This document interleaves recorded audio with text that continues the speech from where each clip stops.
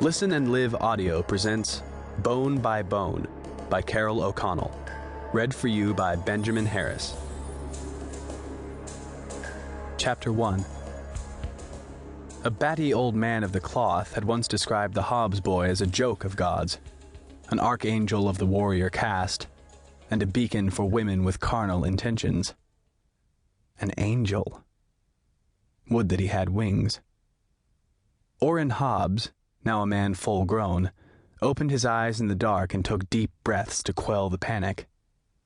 Every time he dreamed, he died. Neither awake nor asleep, he was caught, for a second or two, between the nightmare of going home again in the solid world, where he had arrived, where a dog was barking in the yard. He lay sprawled upon the old horsehair sofa.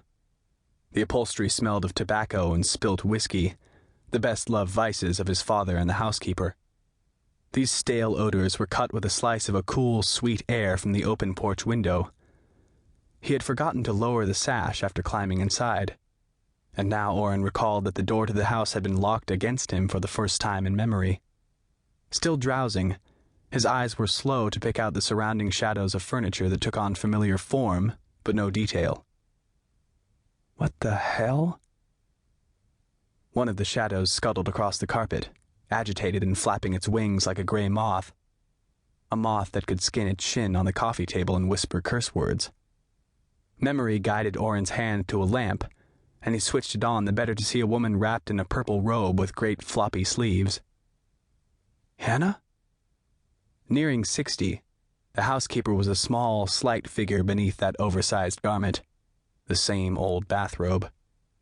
She might be as tall as a 10-year-old, but only if she stood on her toes. The long braid of black hair had gone to iron gray, and her smile lines had deepened, but she seemed otherwise unaltered by the past 20 years. Her heart-shaped face had no sag to it. Pixies aged so well. Oh, damn it. Her wide-set hazel eyes blinked in the lamplight as she leaned down to rub her wounded shin bone. He followed her lead of a whisper that would not wake the old man, who was near death. Hannah, it's me, Oren.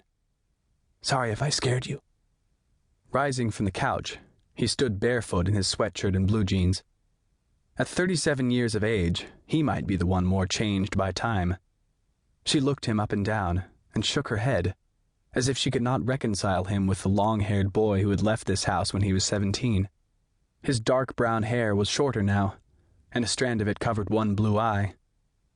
He nodded toward the open window, the evidence of his housebreaking. I got in late, and I didn't want to. Hush! Hannah held a veined hand in the air, frozen there, and he fancied that her ears were attenuating, straining to hear something. Her attention was rewarded with the bark of a dog very close to the house, and then the sound of something dropped, an object clattering to the floorboards of the front porch. The housekeeper jumped as if a cannon had sounded. Oren walked toward the foyer, one hand outstretched to grab the doorknob. Don't go out there! Hannah switched off the lamp in the front room. He had a feeling that she had played out this little drama before. What's going on? More barking came from the yard. The front door would not open. In the dark of the foyer, he found a bolt by touch, but he could not undo the lock.